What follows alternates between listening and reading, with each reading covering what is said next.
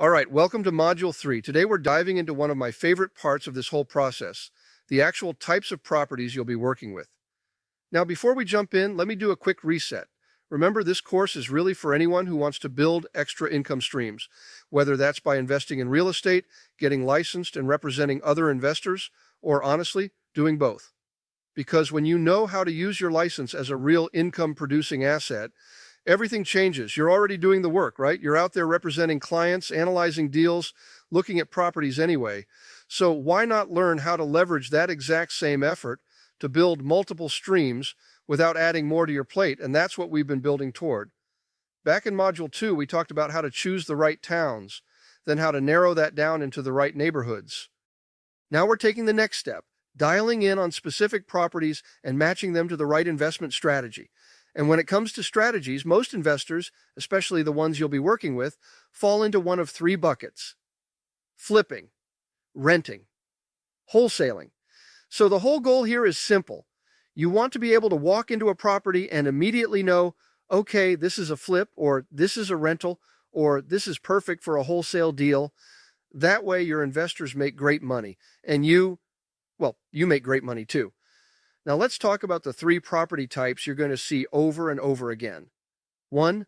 REOs. These are the bank-owned properties, the ones the bank has already taken back through foreclosure.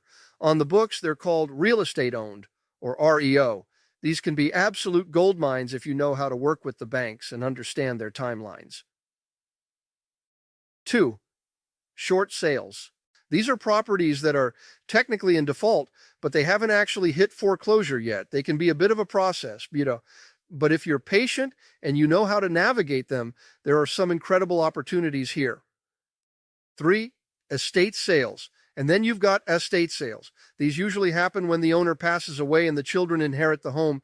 And look, kids inheriting a house almost always think they're about to hit a jackpot, but in reality, most of these homes are older. They need updates, repairs, full-on remodeling. But that's exactly why they can be great deals for flips, for rentals, or even wholesales, depending on the terms. And here's the cool part. Depending on where you live, you'll see more of one type than another. If you're in places like Houston, Macon, Jacksonville, parts of the Carolinas, even Virginia, you might still see a ton of REOs and short sales because the banks are still clearing old inventory. Meanwhile, markets like Phoenix or Southern California, they bounced back fast. Some areas appreciated like crazy. 15% annualized in spots like Laguna Beach. That's wild. And then you've got markets like Western Pennsylvania that never really dipped much at all.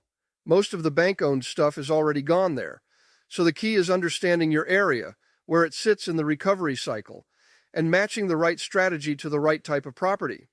Now, if you want some tools to help you find these properties, estate sales, REOs, short sales, bankruptcy cases, divorce cases, landlord-tenant cases, they're all listed for you. Just head to the Investor Agent Home Course main page, scroll down to Toolbox 1, and you'll see every link and resource you need to start pulling real deals. All right, that's it for this module. Now you've got a solid handle on the three main types of properties you'll see out there: REOs, short sales, and estate sales, and how they fit into flipping, renting, or wholesaling strategies. In the next module, we're going to build on this and go even deeper, so don't miss it. And hey, if you're an agent and you want help applying all these strategies to grow your business, or you want to start using your license to create real income streams, go ahead and schedule a one-on-one call with me using the link in the description or comments. I'd be happy to walk you through it. See you in the next one.